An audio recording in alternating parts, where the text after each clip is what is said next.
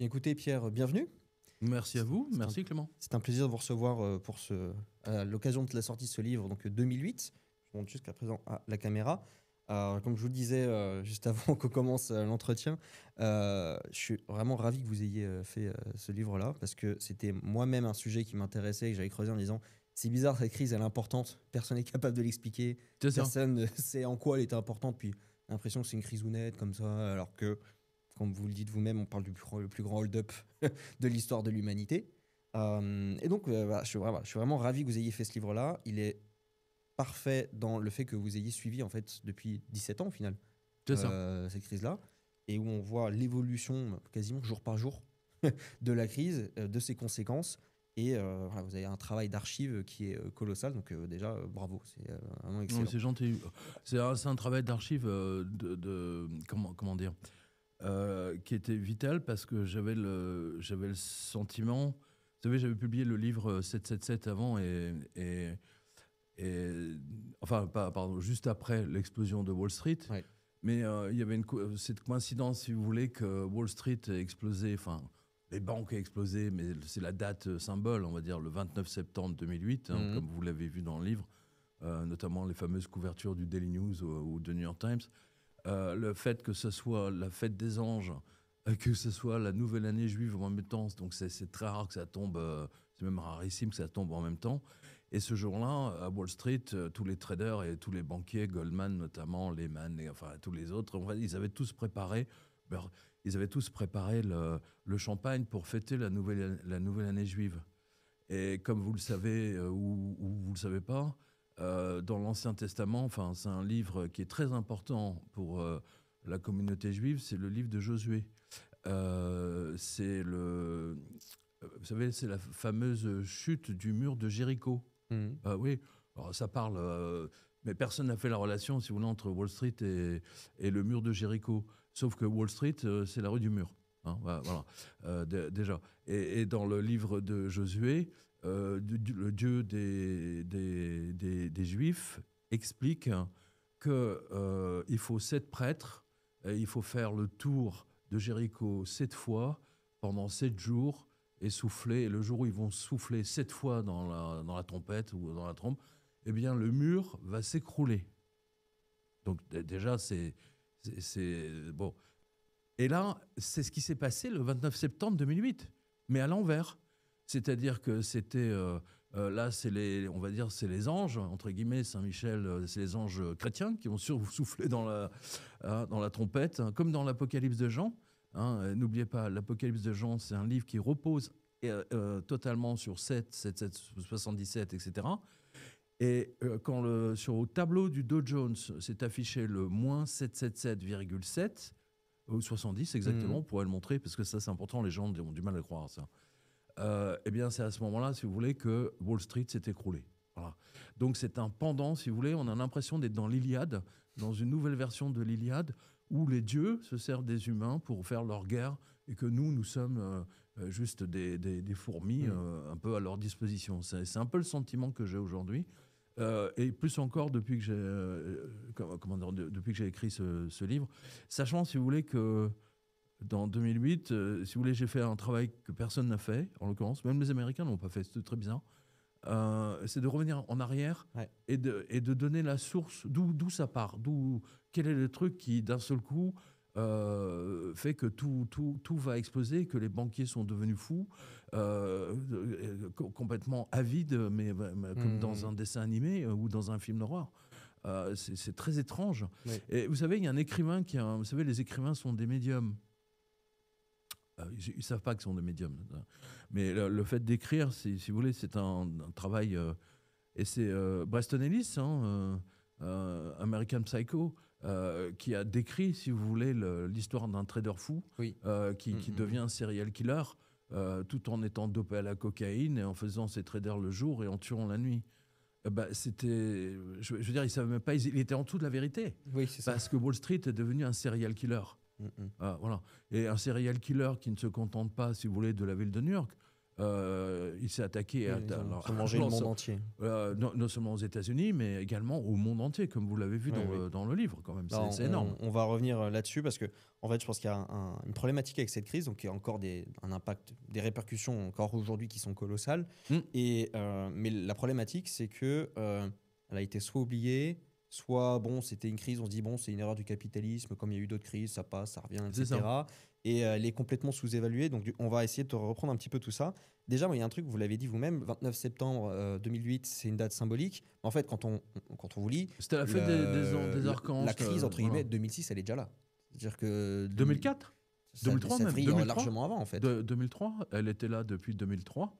Et ce que vous voyez dans le livre, qui est très net, très clair, tous les documents sont là, c'est-à-dire qu'en fait, les banquiers ont choisi de continuer l'escroquerie.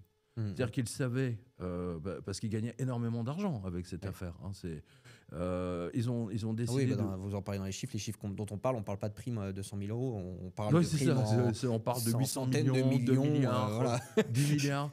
C'est pas des petites sommes. Et je veux dire, vous l'avez vu dans le livre, il y a même à un moment donné le PDG de l'assureur AIG qui siffle la fin de la récré, le 30 décembre, de mémoire, 30 décembre 2006. Voilà, 2006. Et dit stop, je n'assure plus rien, du moins je n'assure plus les prêts, etc., ce qu'on appelle les fameux crédits défaut swap de Blight Masters. Hein, voilà. Et vous savez, sur le livre Blight Masters, Blight a été ma muse, hein, elle m'a inspiré d'une façon tout à fait extraordinaire. Le chanteur de Nine Inch Nails, Trent Reznor, lui, il avait acheté la maison, c'est assez bizarre quand même, quelque part, où Sharon Tate a été tuée pour capter des énergies négatives de manière à ce que sa musique soit vraiment glauque. C'est réussi. C'était tout à fait réussi. Downward Spiral, c'était ça. Hein. Downward Spiral. Et ben là, c'est Downward Spiral, mais à l'échelle planétaire, galactique même, je dirais. Et Blight a été mon inspiratrice. Parce que sans elle, j'aurais jamais rien compris. Alors, elle, c'est celle qui est la base des crédits default swap, les CDS. C'est la reine des crédits default swap. C'est une banquière de la JP Morgan qui a inventé, avec son équipe, elle n'est pas toute seule, qui a inventé ce qu'on appelle l'assurance contre l'impayé. Voilà. Parce qu'en France, on connaît, le patron de PME connaît ça sur le factoring. C'est-à-dire que, je sais pas moi, vous êtes plombier, vous allez réparer une machine à laver, vous faites une facture de je sais pas, 200 €. Bon, le client doit vous payer dans un mois. Vous n'êtes pas sûr qu'il va vous payer, donc vous redonnez tout de suite la facture à une société de factoring, justement, qui va prendre 15 ou 20% de votre facture. Mais il vous paye tout de suite et vous vous occupez pas de savoir s'il va être payé ou pas. Sauf que là, c'est à l'échelle au-dessus, c'est des milliards. Exactement. Voilà, justement, c'est ça. On va en profiter, on va mettre un peu la structure de base, on va prendre 5 minutes. Comme ça, on va pouvoir s'appuyer sur les termes qui ont été définis, etc., pour pouvoir expliquer un peu aux gens. Donc d'abord, vous commencez par là, il y a une structure de base, déjà une problématique de base, qui commence avec des décisions, des prises de décision, de l'achat de voix gouvernementale américain, déjà. Exactement. Donc ça, je veux bien que vous détailler un petit peu exactement la politique américaine là-dessus. Il y a la campagne électorale de George Bush fils. Et George Bush, il passe pas bien auprès des latinos et des blacks. Voilà, donc ils accrochent pas avec lui. Ils ont plutôt tendance à voter démocrate, machin. Et Bush, donc pour obtenir les voix des latinos et des blacks, des agriculteurs, lance l'idée. Si je suis élu, je vous résume ça, hein, parce que bon, c'est quand même plus complexe que ça, mais même si vous avez une mauvaise note de crédit, hein, parce qu'aux États-Unis, dès que vous êtes né, vous avez une note de crédit, hein, voilà. Même si vous avez une très mauvaise note de crédit, je vais vous donner de l'argent pour que vous achetiez, pour que vous deveniez propriétaire. Voilà. L'American Dream, la propriété. Exactement, voilà. C'est la chanson de Roxy Music, hein, In Every Home, de mémoire à Heartache. Hein. C'est vraiment ça. C'est vraiment visionnaire. Et donc, il a promis ça. Et il a été élu. Bon, c'est une politique qui avait déjà commencé, si je ne dis pas de bêtises, avec Clinton avant, qui avait déjà commencé à faire Et Jimmy c'est Carter autre chose. avec le CRA. Oui, mais c'était pas aussi. Bush, il donne vraiment le coup Voilà, d'accélérateur. c'était pas aussi. Ils n'ont pas mis ça au devant de la scène. Ok. Ils ont quand même envoyé. Vous avez un facsimilé dans le livre. Ils ont envoyé une sorte de carton. Je ne sais plus, 40 millions de ménages en disant vous pouvez acheter la maison, machin, etc. Donc, on vous donne l'argent et c'est une banque semi-publique qui va vous prêter ça et qui va garantir justement votre banque. Voilà. C'était l'idée. Et donc, du coup, il a été élu avec cette. Et après son élection, effectivement, il a tout mis en œuvre pour que ça fonctionne et pour que les gens. C'est l'idée d'Henri IV. Hein, lui, il voulait une poule au pot pour tous les Français le dimanche. George Bush, il voulait une maison au-dessus de la tête de tous les pauvres. Hein, grosso modo, c'est l'idée. Voilà. C'est pas une mauvaise idée à la base, fondamentalement. Sauf que ça va dégénérer avec les banquiers. C'est ça. Et ce sont des banquiers criminels, littéralement. Il y a aussi la problématique, donc il y a l'intermédiaire, d'ailleurs je crois qu'on était parti là-dessus. Il y a aussi une problématique entre guillemets de l'intermédiaire, c'est le fait qu'il y avait les sociétés de type semi-gouvernementales, du type Fannie Mae. C'est-à-dire que Fannie Mae, voilà, c'est on va dire des banques semi-gouvernementales, enfin majoritairement gouvernementales, effectivement, je prends un exemple, on va dire français, d'accord. Vous êtes au Crédit Agricole, vous n'avez pas une bonne histoire de crédit, mais vous voulez acheter votre maison. Donc, le Crédit Agricole va vous prêter, on va dire, je sais pas, 300 000 euros ou voilà, 300 000. Et le Crédit Agricole va être garanti par la Caisse des dépôts et consignations. C'est l'idée. Ouais. Vous voyez, c'est l'idée. Et la Caisse des consignations elle-même, elle va prendre peut-être un petit crédit contre l'impayé sur la banque ou sur vous, peu importe. C'est l'idée. Hein. Voilà. Tout le monde ouvre son parapluie au-dessus de tout le monde. Mais sous Bush, il y a une volonté de le pousser beaucoup plus loin, ça. Ou même j'avais vu moi qu'il y avait même carrément des objectifs qui étaient donnés à ces groupes-là de racheter le plus possible de subprime. Alors ça c'est autre chose. Là les banques en ont allègrement profité. C'est autre chose, effectivement. Non mais ça c'est autre chose. C'est-à-dire que d'un côté les gens qui achetaient la maison, c'est une chose. Bon, que ce soit que leur prêteur soit Crédit Agricole ou Merrill Lynch ou autre chose, ils s'en foutent. En revanche, la banque qui possède le prêt, donc votre prêt, eh bien, elle va le vendre à une autre banque, Goldman Sachs par exemple, qui, lui, ou elle plutôt, rachète des milliers, voire des dizaines et des dizaines, voire des centaines de milliers de prêts pour les mettre dans un dossier, dans un portefeuille, ensemble. Et ensuite, et ils vont,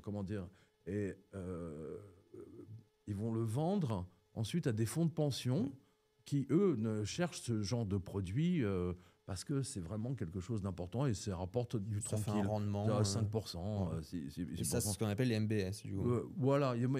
C'est valable également. Ça marche également pour d'autres choses. Les crédits automobiles, les crédits pour tout, en fait. Les crédits de carte de crédit, parce que le système carte de crédit aux États-Unis ne fonctionne pas comme chez nous, je vous rappelle. Voilà. Donc, c'est le principe. En fait, ce qui a changé la donne, c'est justement le crédit default swap de la JP Morgan, de Blind, qui, lui, a permis aux banques de prendre des risques totalement inconsidérés, des risques qu'elles n'auraient jamais pris si elles n'avaient pas cette assurance contre l'impayé, contre le non-remboursement. Vous voyez ? Imaginez, par exemple, CTLM, ils vont prêter 100 millions d'euros.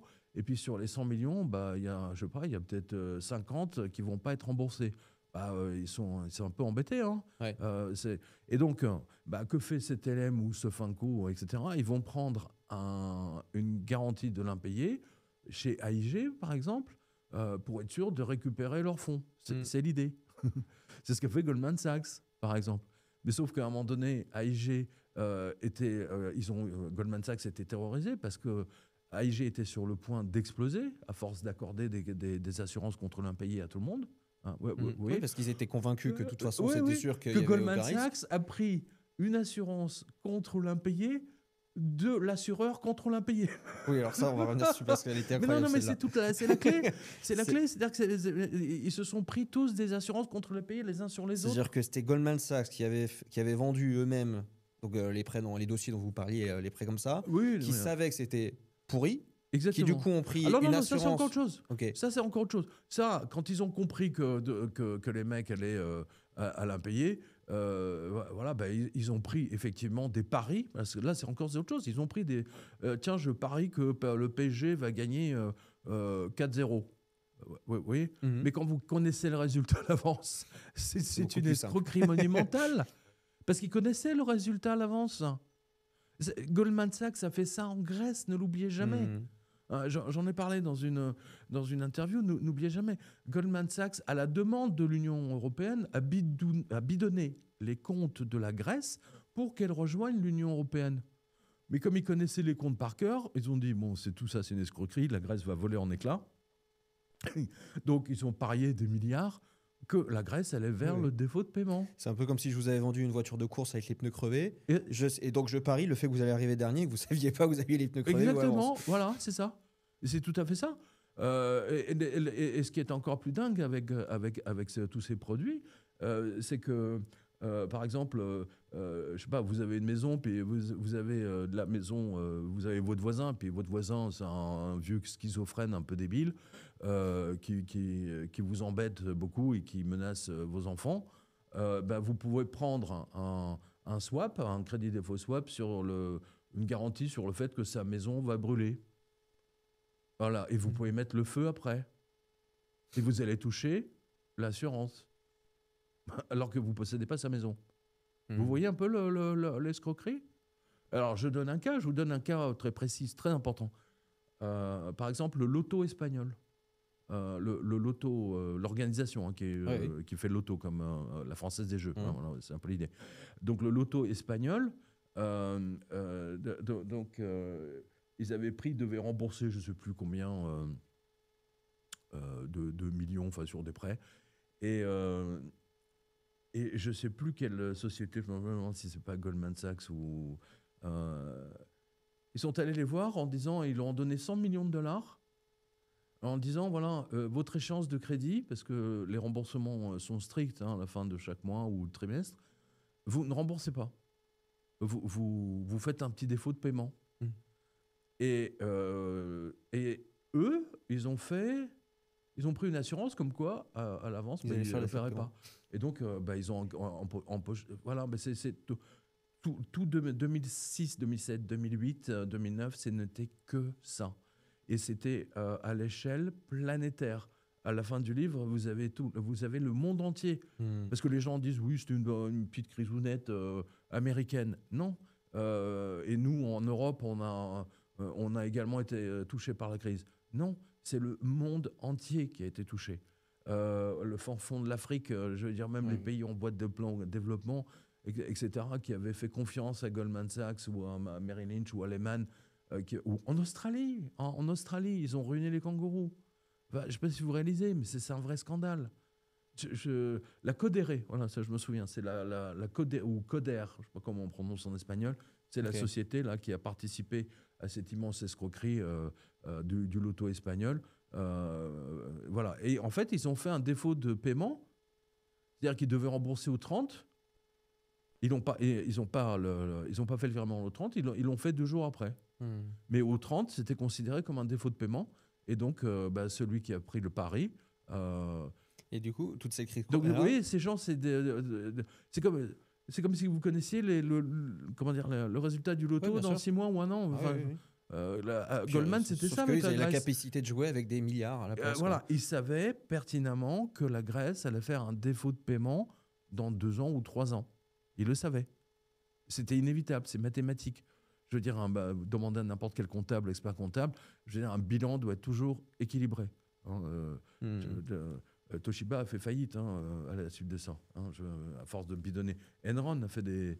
sauf que là, ça touche, tant que c'est des entreprises, des multinationales entre elles, bon, on va dire que ça ne touche pas le grand public. Mais là, je veux dire, entre 2007 et 2012, de mémoire, ou 2011, il y a eu quasiment 12 millions de ménages qui ont été jetés dehors, à qui on a saisi la maison.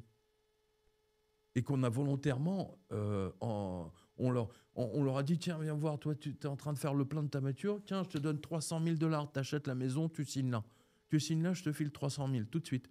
Parce que c'était à la demande de Goldman Sachs, de toutes les grandes banques américaines, ce qu'on appelle les titans.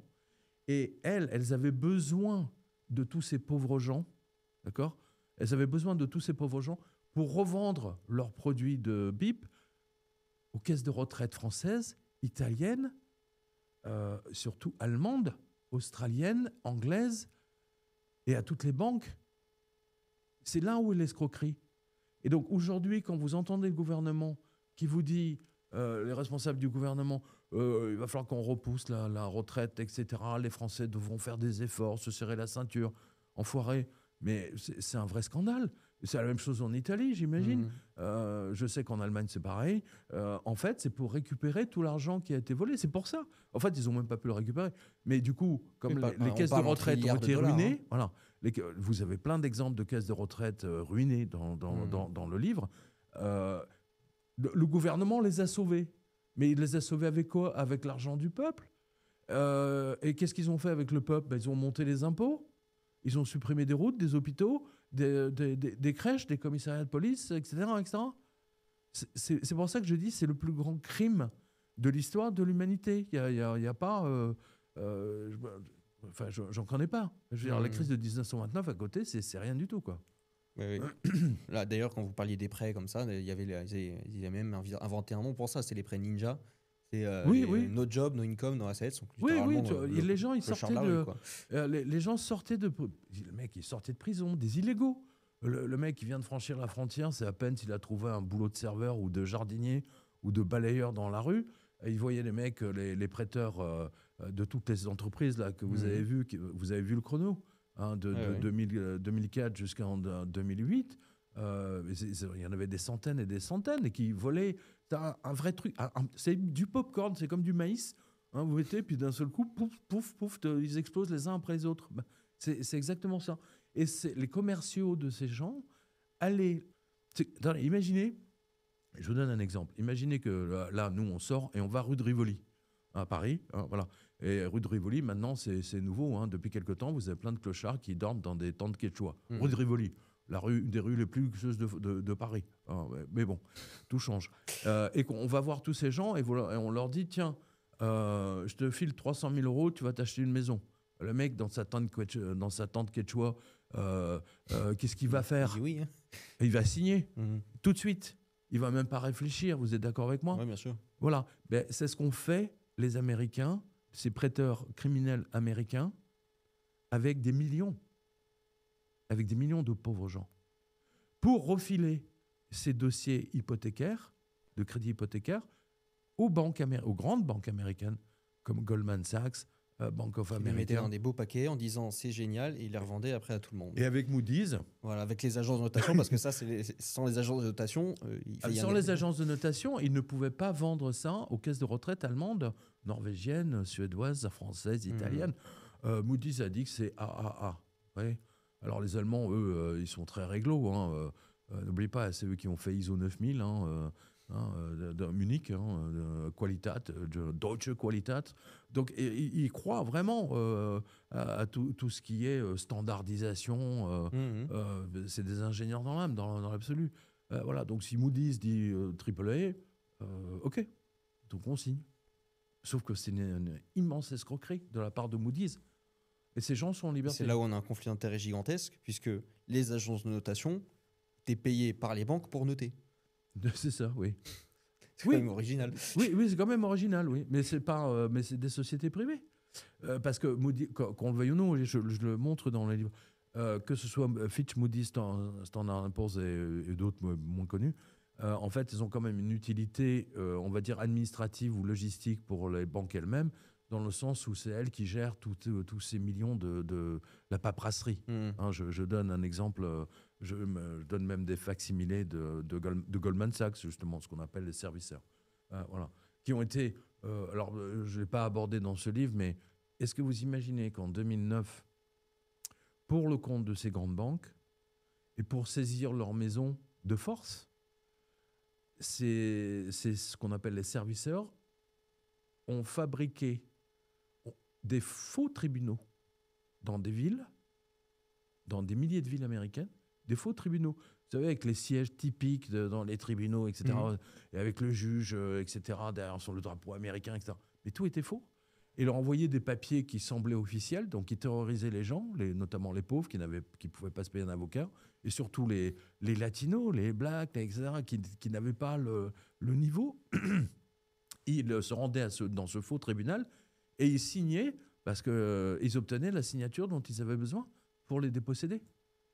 C'était un niveau de criminalité, mais du jamais vu. Je veux dire, on nous présente les États-Unis comme un pays démocratique, mais je suis désolé, mais même la mafia n'a pas fait d'erreur italienne ou sicilienne, n'a pas fait ce genre de choses. Je veux dire, ils sont quand même plus réglo, si j'ose dire, dans leur façon de faire. Pourtant, c'est pas. Ouais, non, mais vous comprenez, Oui, moi j'étais à Naples, clairement.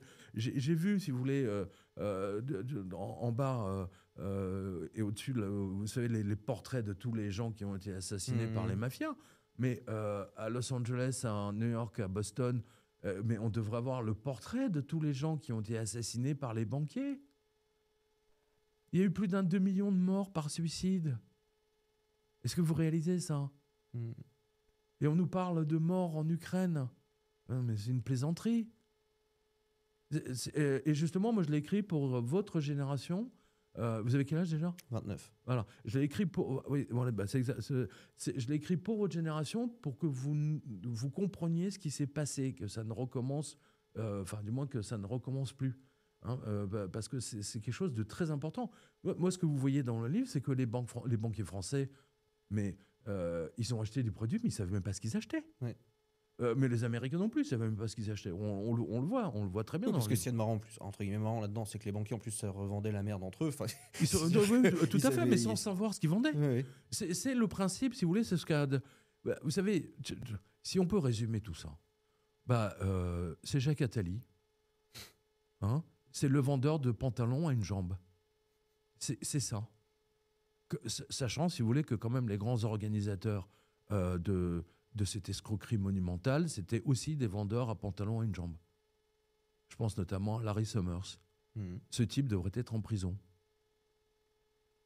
Avec Rubin et d'autres. Voilà. Avec Obama, Paulson et d'autres. Et surtout Paulson, d'ailleurs. On va y revenir sur Et Krugman, sur les- Krugman, entre prix guillemets, sur les Nobel coupables. d'économie. Au-dessus, c'est Ouais. la connerie monumentale. Mais bon. Et sur le. Vous voyez que mais le prix d'ailleurs, Nobel ne il a vaut pas rien, supprimé, il n'avait pas supprimé d'ailleurs. Je peux comprendre qu'il ait justement écrit des articles. Non, tout va bien. Puis après, finalement, curieusement, les articles qu'il avait fait ont disparu. Oui, tout à fait. Mais Krugman, mais c'est leur. Vous savez, il y a un Rajoram Ragan. Vous avez, je ne sais pas si vous pourrez montrer Oui, sa photo parce que c'est quand même. du FMI. Il n'est pas du. Ouais, tiens, du passez FMI. mon livre. C'est quand même. Voilà, c'était un analyste du FMI. Alors j'espère que je vais tomber dessus. Voilà, pile poil. C'est rapide. Ouais. Tiens, je sais pas si on Oui, voilà. oui. Voilà. Rajoram, voilà. Alors lui, c'est en 2005. Hein. Voilà. Donc, alors il y a une petite soirée au mois de décembre. Bon, c'est pour les fêtes de fin d'année, etc. Au FMI. Alors il y a tous les banquiers centraux qui étaient là, les grands banquiers américains, etc. Et il leur a dit, mais vous êtes en train de déconner, quoi. Vous êtes en train de... vous avez abandonné toute notion de risque. Vous prêtez à n'importe qui. Vous êtes devenus fous. Vous êtes comme des parents qui ont des petits-enfants et qui ne savent pas où se trouvent leurs enfants dans la foule. C'est techniquement, c'est ce qu'il leur a dit. Voilà. Et ça, c'était en 2005. Et, écoutez bien, il a été violemment attaqué et critiqué par Larry Summers, ancien secrétaire au Trésor, directeur financier de l'université de Harvard. Au-dessus, c'est... Hein. Et surtout, l'ami, attention, Jeffrey Epstein, l'ami de Jeffrey Epstein, dans les colonnes du New York Times. Et il ne l'a pas allumé qu'une seule fois, il l'a fait plein de fois. Et il a été rejoint dans cette campagne contre Rajoram Ragan par Paul, donc le prix Nobel d'économie, Paul Krugman, qui est venu porter l'halali, comme on dit. Ça veut dire achever l'animal lorsqu'il est définitivement coincé par les chiens. Voilà. Donc Raghuram Rajan était un chien qu'il fallait achever. Voilà. Parce il disait quelque chose de contraire, si vous voulez, au mantra de Larry Summers et des banques comme Goldman, Lehman et ainsi de suite. C'est très, très important. Mais tout ça n'aurait jamais pu avoir lieu sans le crédit défaut swap de Blight Masters. Ça, c'est la chose la plus importante. Au final, la façon dont cette crise se répand, du coup, le chemin, en fait, il est tout trouvé. C'est les prêts pourris qui, au bout d'un moment, évidemment, ne sont plus remboursés, commence à avoir un gros problème de défaut. Et après, toute la petite étincelle s'étend dans tout le système, partout, toutes les merdes ont été vendues, quoi, tout simplement. Oui, mais attendez, parce que, en fait, à un moment donné, et je le montre, franchement, là, c'est hyper bien documenté. Ouais. On voit que déjà, au janvier 2007, il y a des articles dans Bloomberg, dans le New York Times, le Washington Post, le Wall Street Journal, dans Fortune, en disant attention, là, il y a quand même un petit problème, et ainsi de suite. Eh ben non. Ben non, ils ont décidé de continuer. Au contraire, ils se sont félicités du fait que AIG, l'assureur AIG, celui qui délivrait des crédits défaut swap, ait arrêté de le faire. Et donc, Bank of America et tous les autres, ils ont ouvert les bouteilles de champagne. Ils disent chouette, c'est nous qui allons vendre les CDS. Et ça, on le voit très bien dans le film de Big Short. Oui, Oui, c'est ça. on le voit très bien. Ouais. À un moment donné, il y a la scène où il y a l'ISDA. Vous savez, où vous avez les deux jeunes là, qui vont, Oui. ils vont à la JP Morgan. Et ils sont dans le lobby. Hein. Ils n'ont pas réussi à franchir. Ils n'ont pas réussi à se rapprocher de l'ascenseur. Et il y a le banquier de la JP Morgan qui le regarde avec une certaine morgue. Et qui lui dit vous voulez rejoindre l'ISDA, mais c'est quoi vos montants? Alors, je ne sais plus quel est le montant, l'autre, bon, non, en fait, il vous manque quand même, je ne sais plus combien de millions, de centaines de millions, ou voire de milliards. Je crois qu'ils avaient peut-être un fonds de 100 millions, mais il fallait avoir des milliards. Qui était la présidente de l'ISDA à un moment donné? C'est Blight Masters. Et voilà. On la retrouve partout à chaque fois. Ah, on la retrouve parce que le CDS était au cœur du système. Hein, voilà. C'est vraiment le cœur du réacteur nucléaire, c'est le crédit défaut swap. Voilà. Et moi, j'étais un des premiers à écrire sur le swap en Europe, hein, et en particulier sur Blight Masters, la JP Morgan. Mais la grande question, oui, dont on a tous déjà la réponse, s'il y en a eu qui se sont fait au final choper, qui ont été condamnés? Non, il n'y a personne qui a été jeté en prison. Aucun banquier américain n'a été jeté en prison. Il y a eu 2 lampistes. Vraiment ce que j'appelle des lampistes, hein. C'est-à-dire le mec qui passait dans le couloir, tiens, toi on te chope, on te jette en prison. C'est vraiment l'idée. Hein. Il y a un mec d'origine indienne au Crédit Suisse, qui, voyant l'effondrement de ses investissements, il était en panique et donc il a truandé les documents. Donc, les contrôles internes du Crédit Suisse l'ont tout de suite vu, que ça ne collait pas. Et donc, ils ont porté plainte contre lui. Et le ministère de la Justice de la ville de New York en a profité pour le mettre en avant, de le jeter en pâture devant toutes les caméras de télévision. Et le deuxième, c'est un lampiste aussi. Lui, il n'a même pas été en prison. L'Indien, lui, il a été en prison, mais Fabrice Tour, de mémoire, il n'a jamais été en prison. Ouais. Et c'est lui qui se félicitait d'avoir vendu ses produits de merde aux veuves et aux orphelins. Ça ne s'invente pas. Vous avez il y a les mails, tout. Vous avez tous les documents, vous avez les photos, etc. Et ce type, aujourd'hui, est professeur de finance dans je ne sais plus quelle université hollandaise ou norvégienne. Voilà. Ah oui. Bah oui, il faut bien enseigner comment truander le monde, quoi. Voilà. Je suis étonné d'ailleurs qu'il n'enseigne pas en Israël à Tel Aviv, d'ailleurs. Voilà. Ou dans une université à Harvard, chez Larry Summers. Là où finalement la bombe a été déjà bien grosse, mais après ça devient un tsunami de moment en plus. Attends, Kamala Harris, vous l'avez vu sur toutes les télés pendant quasiment un an.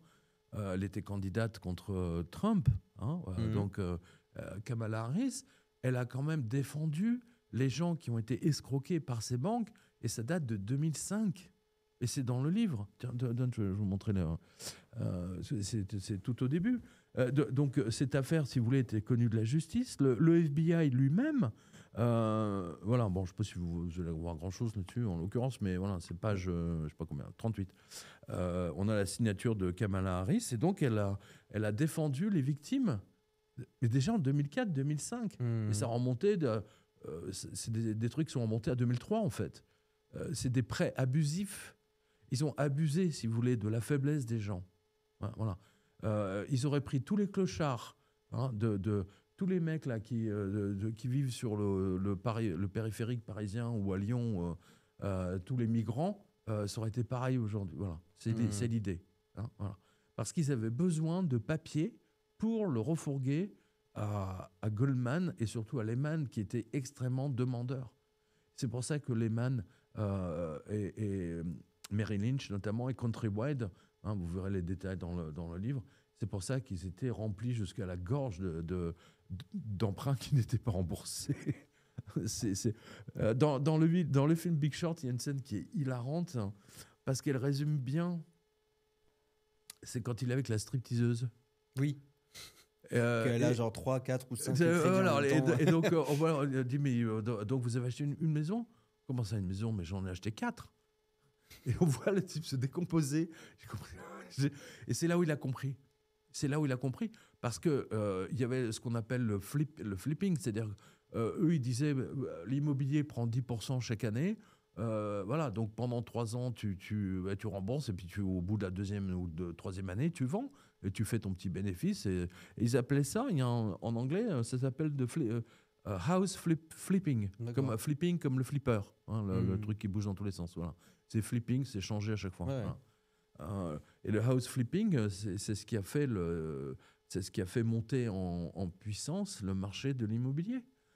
Les gens sont devenus fous. Les prix avaient doublé. Il y avait eu la baisse des taux d'intérêt dans le même temps qui avait été mis. Exactement, mais ça a recommencé. Je vous rappelle qu'il y a encore 4 ans, il y a eu des taux d'intérêt négatifs. On était dans les taux négatifs. Et on y revient là.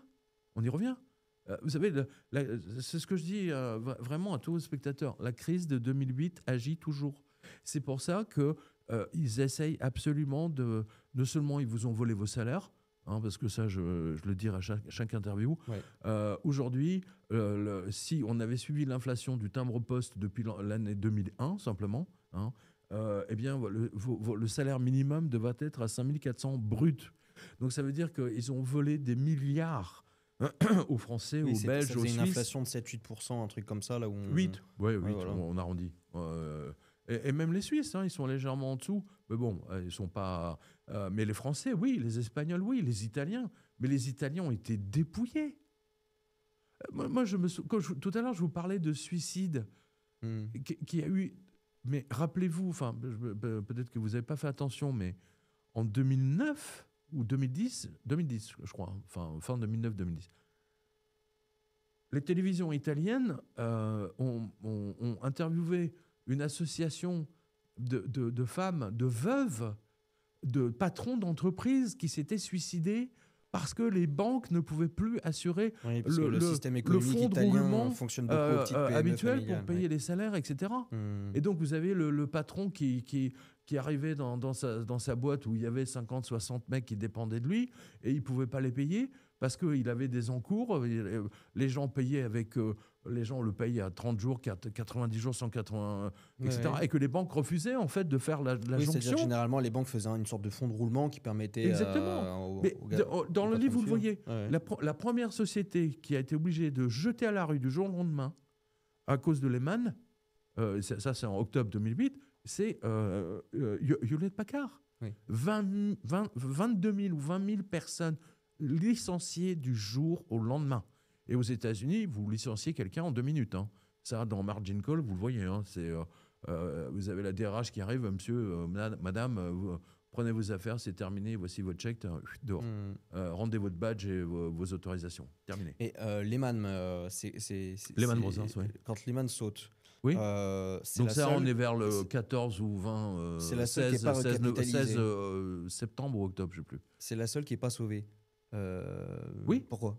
Parce que il n'y avait pas besoin d'être un génie pour savoir que ça allait foutre en l'air complètement l'économie La mondiale. position de Lehman était ni meilleure ni pire que celle de Countrywide, celle de la Bank of America, celle Ah oui. d'une quinzaine d'autres banques. Donc pourquoi celle-là Alors pourquoi laisse- celle-là Ça tient à la personnalité, si vous voulez, du patron comment dire, de la Lehman Brothers. Et surtout, quand il a demandé son sauvetage en septembre, en fait, il avait tellement menti, il avait tellement bidonné ses bilans, etc., que Paulson, ça l'a vraiment énervé. Ça les a tous énervés, hein, il n'y avait pas que Paulson. Et ils ont décidé, dans une colère noire, parce que... C'est-à-dire que les voleurs ont trouvé qu'il y avait un voleur qui avait un peu trop abusé. vous avez tout résumé. Oui, lui, il a Parmi tous les truands, celui-là, il avait abusé. Ouais, quoi. voilà. C'est-à-dire que nous, on a braqué les coffres du Crédit Suisse. On a ouvert à peu près 50 coffres, mais toi, tu en as ouvert 2000, donc là, tu vas payer, mon pote. Et Paulson, mais c'est là, le crime était effroyable. Effroyable. Parce qu'il a appuyé sur un bouton qui allait déclencher mécaniquement, si vous voulez, d'abord des millions de gens qui vont se retrouver à la rue, mais pas seulement aux États-Unis, dans le monde entier, en France, en Italie, partout. La crise en Italie a été encore plus sévère. Je me souviens qu'en France, hein, Ouais. là, je m'en souviens. Montepaschi de Sienne. Ah, moi, j'y étais à Sienne. Hein, j'ai fait l'enquête sur le DIRCOM de la banque qui a été assassiné dans la banque, la plus vieille banque du monde. Vous vous rendez compte? Et le mec, il le jette par la fenêtre, et puis 2 minutes après, il retrouve sa montre, il la jette aussi. Non, mais c'est un foutage de gueule total. Je veux dire, ils sont au-dessus des lois. Les banques sont au-dessus des lois. Et la Montepaschi de Sienne a prouvé qu'elle était au-dessus des lois, y compris italienne. Voilà. Too big to fail. Et qu'est-ce qu'il fallait faire de bien à ce moment-là? Alors derrière, parce que ce qui se passe derrière, si j'ai bien compris, donc bon, les États n'ont pas trop le choix, ils recapitalisent comme ils peuvent les banques, et la planche à billets tourne à fond. Normalement, cet argent La aurait dû planche à billets a servir, commencé en 2007. Ouais. cet argent aurait dû servir justement à l'entrepreneur italien pour son fonds de roulement. À la place, il sert à juste épancher les pertes. C'est-à-dire que la solution était extrêmement simple. Hein. Ça a déjà été fait d'ailleurs plein de fois. Hein. C'est pas la première crise bancaire. Hein. Voilà, La Suède l'a fait. Voilà. C'est quelque chose qui est régulièrement fait par les tribunaux français. C'est-à-dire que, par exemple, vous avez quelqu'un qui a un prêt sur 10 ans, il doit, je dis n'importe quoi, il doit rembourser 1 000 euros par mois. Eh ben, on va lui dire, monsieur, bon, écoutez, on va vous faire ça sur 20 ans et vous allez rembourser 500 euros. Je simplifie. Bon, le mec, il respire. Hein, c'est le principe des refinancements de crédit. Je veux dire, ces mecs-là sont les plus grands, soi-disant les banquiers les plus intelligents au monde. Il aurait pu faire ça déjà, ou tout simplement nationaliser la Lehman. Et il n'y avait pas de problème. Je veux dire, la Lehman Brothers pouvait faire face à toutes ces obligations vis-à-vis des autres entreprises, mais c'était... regardez Madoff, dans l'affaire Madoff, le commissaire en charge, si vous voulez, de la réparation du dossier, le juge de tous les gens qui ont été dépouillés par Madoff, au bout de 15 ans, il a quand même fini par récupérer, puis avec l'inflation, etc., il a quand même récupéré l'argent, une grande partie de l'argent, de mémoire 80%, donc il a pu redonner. Mais le problème, c'est que sur le coup, les gens se sont retrouvés ruinés, et personne ne les a aidés. Ouais. Vous me suivez? Voilà, c'est tout. Mais c'est des règlements de compte entre... Et puis, comment dire, le PDG de la Lehman était un fou furieux. C'était un malade mental, quelque part. Oui, j'ai vu il y avait un documentaire qui circule sur YouTube. Je vais le mettre en description si jamais il était intéressant. La Lehman était vraiment dans une logique de tueur. Enfin, ils étaient vraiment... Oui, il a dit, je vais arracher... Mais je ne sais pas si vous... Moi, j'ai vu un truc interne de la Lehman où il dit, nous allons arracher le cœur. Alors, je ne me souviens plus si c'est des clients ou des concurrents ou les deux. Je pense que c'est les deux. On va arracher le cœur. Vous imaginez, vous êtes un banquier, c'est censé prendre soin de vous. Enfin, je sais pas. Enfin, c'est l'idée qu'on a encore de la banque. Enfin, ça, c'était avant, comme on dit. Ça, c'était avant. Voilà. Non, là, les banquiers vous dépouillent. Et c'est ce qui se passe aujourd'hui. Les gens sont dépouillés. Banque Postale, aujourd'hui, dépouille les gens. Fuck you, Banque Postale, pardon. En fait, il y avait deux choses à faire Aucune des deux n'a été faite correctement. La première, c'était nationaliser les banques en question. De Et la Gaulle deuxième, l'avait. c'était de foutre tous les N'oubliez pas, banquiers qui général de ont Gaulle fait ça l'a fait. en tôle, quoi. Le général de Gaulle l'a fait. Il est élu, il a la majorité au Parlement. Il vote une loi le vendredi à 16h55. Nationalisation de toutes les banques. Les banques ne peuvent pas. Il y a le week-end, elles ne peuvent plus se retourner, c'est mort. Lundi, tout est nationalisé, tout est figé. Et on rentre dans les 30 glorieuses. Il y avait les banques d'affaires, mais les banques. Comment dire, les banques de dépôt ouais. pour les gens, Oui, parce que ça, c'est un pour point les qu'on n'a gueux, pas relevé. pour les gens normaux, Ouais.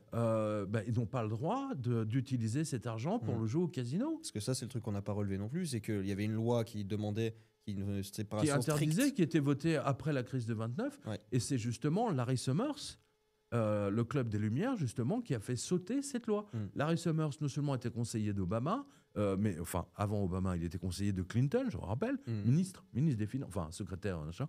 Mais surtout, il était conseiller de la banque des finances israélien et de Shimon Peres.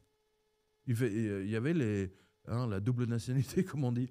Voilà. Et c'est lui qui a forcé Clinton à supprimer cette loi. Et du coup, c'est là où les banquiers sont devenus fous. Remercier Larry Summers, c'est son pote là. Parce qu'il a bichonné, Epstein. Un petit peu pour les gens qui ne sauraient pas. Non, mais c'est important de rappeler ça. Il y avait vraiment, normalement, banque de dépôt et les banques d'investissement. Et donc, en France, il y avait les banques de dépôt. Voilà, et donc, en fait, ça a été un peu fusionné. Et des banques d'affaires avec le coffre-fort. Voilà, Banque Rothschild, Banque Hervé, Banque Paribas, ainsi de suite. Mitterrand a voulu refaire la même chose. Il a voulu, mais c'était plus l'époque, c'était mort. C'était d'ailleurs son erreur. C'est ce qu'il a. C'est ce qui a fait. Mauroy était. Enfin, on va pas revenir là, mais Mitterrand, n'oubliez pas, avec le programme commun, ils ont renationalisé les banques. Et ensuite, Balladur, il a reprivatisé les banques. Ce qui a ruiné les Français au passage, mais c'est une autre histoire. Vous voyez, dès que vous êtes avec des banquiers, ils finissent par vous ruiner parce que justement, il n'y a plus cette loi de protection qui sépare banque de dépôt et banque d'affaires. Oui, c'est ça. On a fusionné le casino, le coffre-fort. Quoi. Voilà. Mais moi, je le redis à vos spectateurs, personne n'a fait le travail, c'est-à-dire de revenir en arrière. Parce que vous parlez avec les gens dans la rue, ils vous disent ah oui, la crise, c'est Kerviel. Ouais, c'est ça. J'allais y venir justement, Kerviel. C'est Kerviel. C'est Kerviel. Voilà, c'est tout. C'est tout ce qu'ils ont retenu. Parce que c'est les médias, le message qui a été donné au public, c'était ça. C'est le vilain trader. Quelques traders fous comme ça. Oui, voilà, c'est ça. Des traders fous. Voilà, c'est eux qui ont ruiné le monde, qui ont volé votre argent. T'as raison. C'est les banquiers qui ont volé l'argent des Français, des Italiens, des Espagnols et ainsi de suite. Et qui se faisaient de très très beaux bonus, même alors qu'ils étaient Crédit en train d'être Agricole, Crédit Agricole, mais c'est eux. Et aujourd'hui, ils sont très mal, Crédit Agricole. À force de bidonner leur... parce que c'est très l'organisation Crédit Agricole est très très opaque, mais bon, c'est une autre histoire. On est là-dessus, parce que vous suivez beaucoup ces actualités bancaires du coup, depuis une bonne oui, dizaine d'années. J'invite vous à quotidien.com. Tous les. Vous avez une liste des banques les plus. Il y a des banques qui sont plus stables que d'autres en France ou d'autres. BNP, là, c'est la moins pire aujourd'hui. C'est vraiment la moins pire. Voilà. Ok. Et les pires? La Société Générale, je suppose. Banque Postale. Ouais. Société Générale, ils ont tout vendu. Okay. Ils ont vendu tout ce qu'ils ont acquis depuis plus d'un siècle, ils ont tout vendu. Ils ont vendu le château, les meubles, ils ont même vendu le personnel avec la cave, le jardin, ils ont les outils de jardin, ils ont tout vendu. Vraiment. Tout ce qui a fait leur fortune, ils ont tout vendu. Et aujourd'hui, vous avez le PDG de Société Générale qui se félicite. Nous avons dégagé nos premiers bénéfices. Mais t'as raison, connard, t'as tout vendu. Tu nous prends pour des crétins. Non, mais c'est effroyable. Bon, il a réussi à remonter le cours parce que l'objectif pour lui, c'était de remonter au cric le cours de la Société Générale, mais ça ne trompe personne. Ouais. BNP a fait ça proprement, mais eux, ils sont plus intelligents. Les banquiers de la BNP sont infiniment plus intelligents que ceux de toutes les autres sociétés. Je ne parle même pas de la Banque Postale. Banque Postale, eux, c'est vraiment la boue. C'est vraiment les mecs, c'est pas des redoublants, c'est ceux qui ont triplé leur classe, quoi. C'est l'idée. On a des pays qui s'en sont mieux sortis que d'autres dans cette période-là. Pardon. Il y a des pays qui ont fait les choses correctement dans cette période-là. Oui, alors il y a deux pays, Canada, ben, les Canada parce que les Canadiens sont beaucoup plus prudents et qui se sont toujours méfiés des Américains. Oui, Ils ont c'est très leurs vite voisins, ils compris. savent comment ils se Bah comportent. oui. Ils ont très vite compris, mais ils ont quand même réussi à les entuber, hein. Ouais. Puis grave, hein. Mais ils ont réagi tout de suite, ce qui les a Sachant sauvés. qu'ils étaient voisins, ça aurait pu être, enfin, ils auraient Voilà. pu être en première, C'est ça. première ligne, hein, les Américains. Ils étaient en première ligne, mais les banques canadiennes ont entubé leurs clients. Hein, c'est-à-dire qu'ils ne sont pas laissés entuber par les Américains trop longtemps. En revanche, ils ont dépouillé les clients comme les Américains. Il ne faut pas se leurrer. Hein, voilà. En revanche, il y a un pays, si vous voulez, qui n'a pas, alors vraiment pas du tout souffert, ou quasiment pas, c'est Israël. Ils n'ont pas souffert. Voilà. Il y a quelques pays comme ça, il y en a peut-être un, mais Israël n'a vraiment pas été touché, ou très très très peu. Et à l'inverse, il y en a ceux qui ont le plus souffert de ça et qui en souffrent encore aujourd'hui. L'Allemagne, la Russie. Ben, ils ont, en fait, l'Allemagne, ça a flingué tous leurs fonds de pension. Oui, parce que en fait, fait. qu'a fait Goldman, qu'est-ce qu'elles ont fait toutes ces grandes banques qui vendaient des produits pourris? Ils sont allés voir les pays, les pays les plus riches, donc qui, par définition, ont les fonds de pension les mieux lotis, hein, les mieux remplis. Donc, ils ont fait la Suède, la Norvège. Les Russes, ils les ont dépouillés. Ils ont dépouillé tous les pays de l'Est, y compris en Asie. Les Chinois, je ne vous raconte pas. Enfin bon, tout y est passé. Le monde entier, je dis, à l'avant-dernier chapitre, les trois derniers chapitres, sont consacrés effectivement aux conséquences d'une part en Europe et de l'autre le Chili, l'Uruguay, le Paraguay, tout le monde. Ils ont vendu leur merde à tout le monde. Vous vous rendez compte ? C'est pour ça c'est pour ça qu'ils sont allés chercher tous les clodos, tous les drogués. Non mais je sais pas si vous réalisez, donner un prêt. Vous avez un mec, vous savez, un peu comme ces zombies là que vous voyez dans les rues de Los Angeles ou de San Francisco. Ils sont allés les voir et tu signes là, tu t'appelles comment ?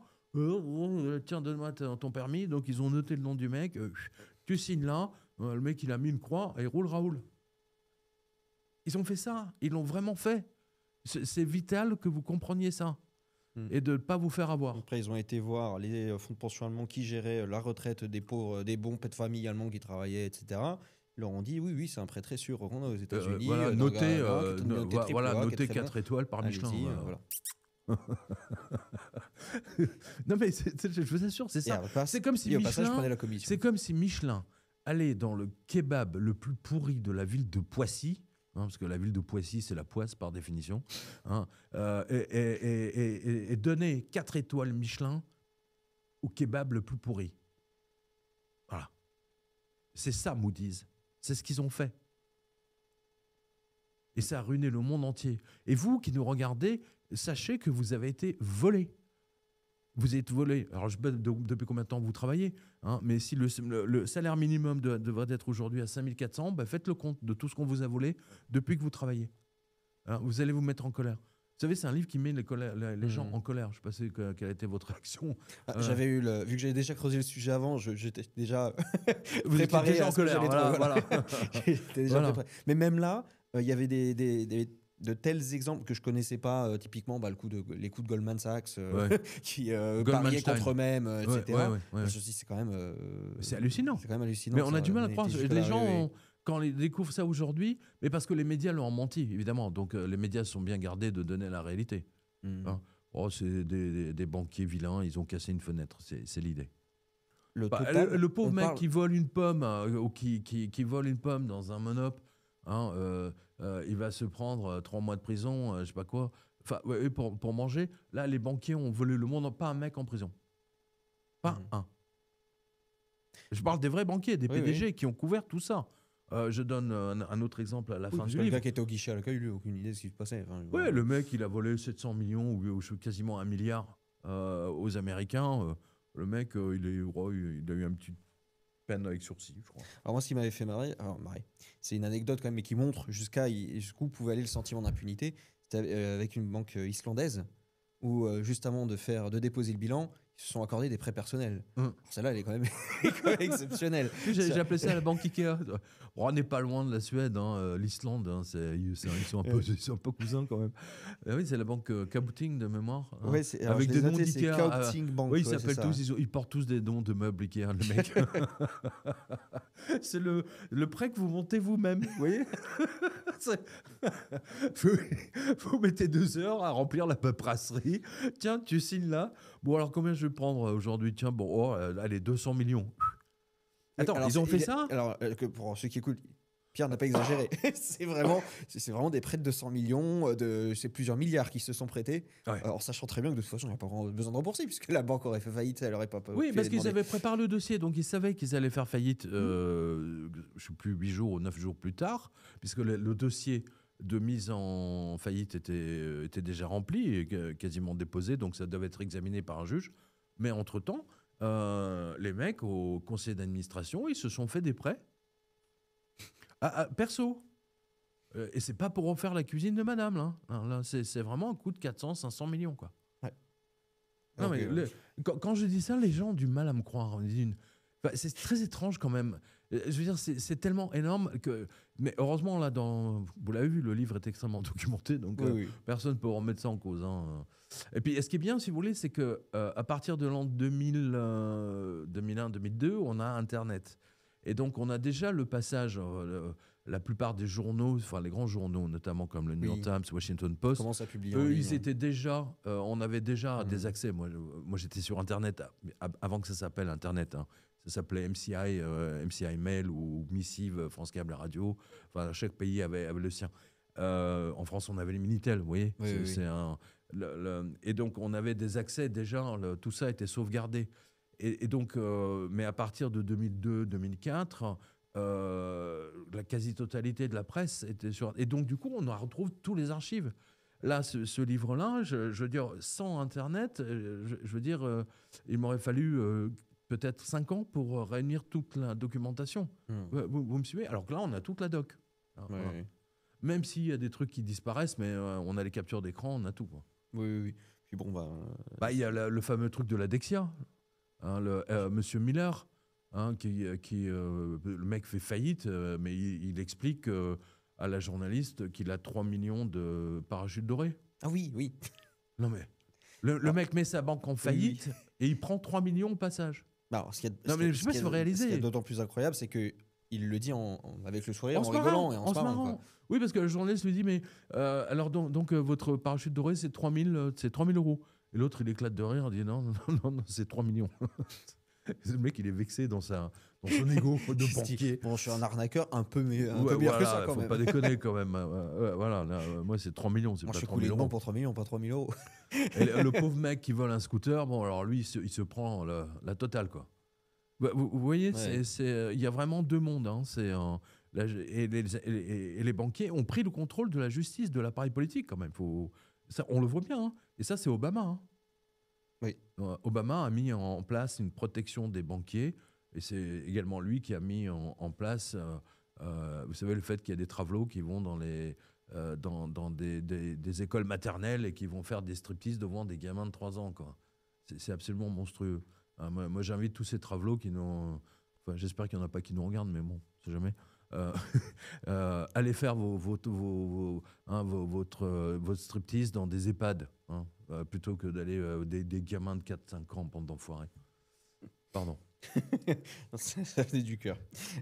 Oui, non, mais c'est Obama. Tout ça, c'est la politique Obama. C'est lui qui a mis en place tout ce bordel LGBTQ, hein. Plus, etc.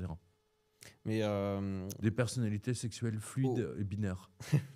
Aujourd'hui, alors, comme on en parlait, on disait, bon, bah voilà, c'était la crise d'avant, c'est terminé. Alors que vous le dites vous-même, on est encore dedans. Mais on est encore dedans. Alors, c'est pour ça qu'ils veulent repousser l'âge de la retraite. C'est pour ça qu'ils veulent ils veulent que vous travaillez jusqu'à 62. Moi, je pense que pour vous, votre génération, ça va être 72 ans. Moi, je pense que j'aurai pas de retraite. Moi, je suis parti du principe que j'aurai rien. Et j'invite d'ailleurs tous ceux qui nous écoutent à partir du principe que vous n'aurez rien. Donc, prévoyez que vous aurez rien. Je pense que ça sera plus simple. Et puis, au pire, si vous aurez quelque chose, vous serez content, ça sera un bonus. Exactement. Je suis parti de ce principe-là.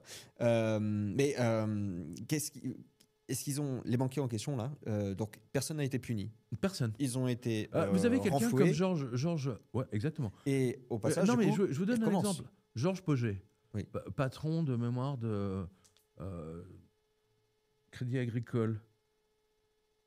Ce type devrait être en prison pour tout ce qu'ils ont fait. Je veux dire, ces gens devraient être en prison. Daniel Bouton, le président de la Société Générale à l'époque, ce type devrait être en prison. Et vous savez ce qu'il a obtenu à la place ? Ils ont obtenu des décorations. Légion d'honneur. Il a même Jean-Marc Sylvestre, journaliste économique de TF1. Il lui remet le prix du meilleur livre économique. Non mais je ne sais pas si vous imaginez l'enflure de ces gens. Le mec ruine sa banque et l'association de la presse économique française le félicite. Ah monsieur, c'est super, parce que le mec il a écrit que ses mémoires, je sais pas quoi, comment sortir de la crise, vous voyez, un peu comme Toiti, vous voyez, tous ces mecs qui n'ont pas vu la crise arriver mais qui vous expliquent comment en sortir. J'adore. Et ils se sont vraiment... Non, mais c'est incroyable, totalement incroyable. Ils ont pris, je vous dis, ils ont pris le contrôle des médias, et c'est pour ça qu'ils peuvent se permettre tout ça. C'est pour ça que votre génération, les générations avant et après vous, en fait, n'ont pas encore compris ce qui s'est vraiment passé en 2008. Mais à la lecture de ce livre, croyez-moi que là, ils vont piger. C'est clair, c'est très important de comprendre. Et vous me disiez justement tout à l'heure que en fait, les banques ont recommencé. C'est-à-dire que recommencer à rendre de la merde, à reprendre des risques, etc. Les banques américaines, ouais, elles ont recommencé. Ouais, c'est absolument effrayant. Elles ont recommencé effectivement à prêter. Mais je pense que ça vient des démocrates. Et c'est pour les empêcher. Parce que ça a commencé il y a à peu près 2-3 mois. Je me souviens plus du nom de cette banque qui prête de l'argent à tous les illégaux aux États-Unis. C'est le mec, il franchit il franchit la frontière de manière illégale. Ça se trouve, le mec est membre d'un gang mexicain. Ouf, d'un gang mexicain, etc. Là, tu signes là, on te prête de l'argent pour que tu achètes une maison. Ok. Ça recommence. Je sais pas si ça va durer. Peut-être qu'il y a quand même des gens qui vont retenir la leçon du passé parce que c'est quand même important. Mais les CDS existent encore ? Les CDS existent, bien sûr. Les CDS, mais en général, si vous voulez, les CDS, c'est plus utilisé par les banques. Dans le livre Blind Master, j'ai interviewé la patronne à l'époque de la CFTC. C'est un organisme très important qui s'occupe des ventes à terme. Un truc très technique, et c'était Madame Brooks-Born. Et Madame Brooks-Born, si vous voulez, m'a dit, le crédit défaut swap, dans l'absolu, c'est un outil très intéressant parce qu'il dilue le risque. Mais tant que c'est utilisé, je veux dire, à échelle, vous savez, c'est un peu comme des trucs nucléaires, quoi. Je veux dire, t'as ça, mais t'en abuses pas, quoi. Ouais. Voilà. On a une centrale nucléaire, mais c'est pas pour autant qu'on va construire 45 000 ou 450 000 mini-centrales nucléaires partout dans le pays. Forcément qu'il y a un problème va se produire à un moment donné. C'est mathématique, c'est inévitable. Vous me suivez ? Oui, bien sûr. Donc, Madame Borne m'a dit ça. Et c'est ce que je reproche à Blind Master, c'est-à-dire qu'à l'époque, elle n'a pas donné d'interview, ni quelqu'un de son équipe, en disant stop, arrêtez l'usage des crédits défaut swap. Parce que si tout le monde prend les crédits swap sur tout le monde, à un moment donné, c'est comme si on ne prenait rien. Oui, Voilà. oui, bien sûr. Et en revanche, on démultiplie comment dire, les montants. Dans le film Big Short, Oui, on le voit très bien avec les CDO au cube et les trucs comme ça. Voilà, c'est ça. Oui. C'est-à-dire que les parieurs parient sur les parieurs, qui parient sur les parieurs, qui parient sur les parieurs. Exactement, parce que même Blind, ça, elle l'a pas vu venir. Elle l'aurait pas imaginé, même dans ses rêves les plus fous. C'est ça qui est dingue. L'avidité, si vous voulez, vous savez, tout ça part du film de Wall Street, le premier. L'avidité, c'est bien. Greed is good. Voilà, greed, c'est voilà. Et donc, c'est là, à partir de là, que les banquiers américains sont pété un plomb, quoi. Ça les a libérés. C'est, une fois de plus, si vous voulez, c'est Hollywood qui a libéré voilà. Et les banques, aujourd'hui, les grandes banques, par exemple, vous avez des CDS sur les pays. D'accord ? Par exemple, je sais pas, vous achetez de la dette de la Norvège. Vous dites, bon, il y a très peu de chances que la Norvège fasse faillite ou un défaut de paiement, mais bon allez, on va mettre un petit truc, Ouais. une assurance en plus, si jamais, auprès d'une grosse banque qui elle est éventuellement capable de payer. Voilà, c'est l'idée. Et donc aujourd'hui, c'est très officiel, hein, vous avez des tableaux, combien vous devez payer en CDS, combien de points pour chaque pays ou pour chaque même entreprise. Mais est-ce qu'on n'a pas un risque avec les États maintenant qui sont tous surendettés jusqu'au cou Ah si, tout à fait. Bah, à un moment donné, ça va. Vous inquiétez pas, l'effet popcorn, il va vous allez, on va l'observer. C'est-à-dire qu'en fait, le problème qui est sur les banques, il a juste été déplacé sur les États. Quoi. Exactement. Bah, c'est ce que je dis, c'est ce que je disais justement. C'est pas moi qui le dis, hein, c'est quelqu'un que j'avais interviewé, mais je crois que c'est un journaliste du New York Times qui dit ça. Effectivement, c'est-à-dire qu'à un moment donné, il y a plus au-dessus, il y a plus personne. Ouais. Éventuellement, il y a les Martiens, les Vénusiens ou les habitants de Jupiter. Hein, voilà. Vous pouvez pas déporter, reporter le risque. C'est-à-dire qu'on peut le reporter, mais à un moment donné, il n'y a plus rien. Ouais. C'est en physique, les physiciens qui nous écoutent, s'il y en a un, ça s'appelle le mur de Planck. Hein. À un moment donné, c'est fini, il n'y a plus. Boum. Voilà, c'est l'effet nucléaire. Ouais. Et aujourd'hui, le monde entier a 300 trilliards de dettes. Donc les Américains sont endettés à 37 trilliards, la France est endettée à 3 trilliards, et ainsi de suite. L'Italie, pareil, grosso modo. À un moment donné, il va falloir passer à la caisse. C'est inévitable. C'est mathématique. C'est comme Enron. Vous savez, Enron, pendant des années, a truandé ses bilans avec la complicité de l'expert comptable, qui à l'époque, c'était de mémoire Arthur Andersen. Et Arthur Andersen, et donc Enron a fait une faillite retentissante. Ils ont ruiné des centaines de milliers de personnes. Ne l'oubliez jamais. Avec la complicité de l'expert comptable. La firme, d'ailleurs, a disparu. Hein. Arthur Andersen, elle a volé dans les airs aussi. Donc, vous ne pouvez pas repousser éternellement le truc. Voilà. Et la solution pour se protéger en tant que, Bon, écoutez, la solution, ça je le dis depuis des années, c'est vous achetez des pièces d'or, des pièces d'argent. Voilà. Parce que on revient toujours à la même chose. Hein. Aujourd'hui, vous retrouvez un galion qui s'est échoué, vous retrouvez les pièces d'or, elles sont toujours valables. Si vous retrouvez des pièces, des billets de banque de votre grand-mère, vous pouvez tapisser les toilettes. Je dis ça tout le temps. Ça ne vaut plus rien. Ouais. Ça ne vaut plus rien. C'est aussi simple que ça. En revanche, les pièces d'or et les pièces d'argent d'un galion, même regardez, vous avez des pièces d'or aujourd'hui qui datent d'Alexandre. Même des pièces plus anciennes, 300, 400, 500, non pas 320, c'est le maximum. 320 avant Jésus-Christ, elles sont valables. Je ne vous parle même pas de son prix en termes numismatiques. Ça, c'est autre chose. C'est comme, vous voyez, c'est pas comme les timbres. Vous avez des gens qui collectionnent des timbres. Bon, très bien, mais excusez-moi, mais qu'est-ce qu'il faut foutre avec un timbre, quoi. Je veux dire, c'est comme un tableau. Voilà, le paysan du coin n'acceptera pas d'échanger. Voilà, il ne va pas accepter un timbre qui date de Napoléon III, et encore parce qu'il a été imprimé à 4 exemplaires. Vous voyez, hein, et parce qu'il n'y a pas un bout qui manque. Non, non, là, la pièce d'or, elle est toujours valable. Et dans le monde entier. Dans le monde entier, où vous alliez. Vous savez, les pilotes de chasse. Les pilotes de chasse américains, ça s'est produit en Yougoslavie. À l'époque, la guerre en Serbie, 94, 93, je ne me souviens plus. Ouais. Les Serbes sont les seuls à avoir abattu un F-117 américain. Vous savez, l'avion soi-disant invisible. Bon, les Serbes lui ont chopé. Ils l'ont vu. Avec un truc qui date de Mathusalem, vous voyez, qui fonctionne avec une batterie de voiture. C'était tellement low-tech qu'ils l'ont vu. Et donc, ils ont abattu le F-117. Et le pilote, et tous les pilotes portent sur eux l'équivalent, je crois, de 5 ou 10 pièces d'or pour payer, parce qu'ils ne savent pas au-dessus de quel pays ils vont être abattus. Vous me suivez, ça peut être, surtout s'ils sont au-dessus de l'Europe, vous voyez, c'est à quelques centaines de mètres, vous avez déjà survolé 3 pays, donc mais la pièce d'or, elle va fonctionner. C'est pour ça qu'ils ont des pièces d'or sur eux. Voilà. Donc ça, c'est valable pour tout le monde et c'est universel. C'est tout. Et on va arriver à la fin. Je voulais vous poser une question quand même avant. Alors la pièce d'or, du coup, universelle. Oui. Vous en pensez quoi du Bitcoin ?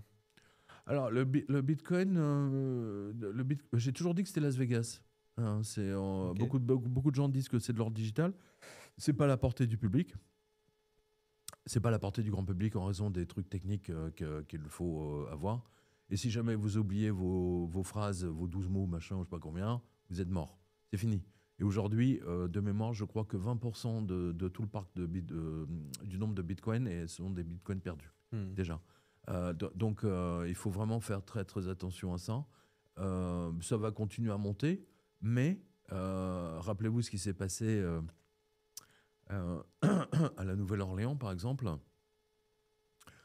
Et c'est valable également pour les cartes Visa. Hein. C'est-à-dire que dès que vous n'avez plus d'électricité, vous perdez tout. Et beaucoup de gens ont tout perdu, leur disque dur, notamment suite, par exemple au Texas, dans l'Oklahoma, vous avez régulièrement des tornades. Les mecs, ils ont ça sur leur ordinateur, et puis d'un seul coup, vous avez l'ordinateur, il part, il est emporté dans les airs. Enfin, vous voyez, il y a le cas du mec qui... Sa femme a trouvé que son ordinateur était trop vieux, il l'a mis de côté, et sa femme a jeté le truc. Et il y a l'équivalent, je ne me souviens plus du montant exact, mais je crois que c'est 20 millions ou 30 millions.